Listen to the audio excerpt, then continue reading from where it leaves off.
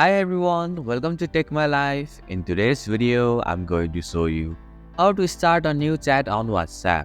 So let's jump right in. First, open WhatsApp on your device.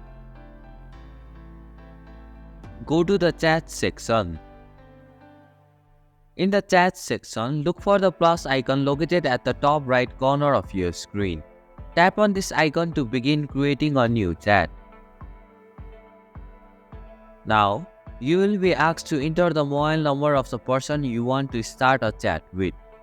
Type in their number and make sure it's correct. From the search results, tap on the contact's profile to open a new chat window with the contact. And this is how you can start a new chat on WhatsApp.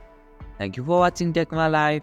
Hope this video was helpful. If it was, then hit the like button and comment down if you have any questions or feedback.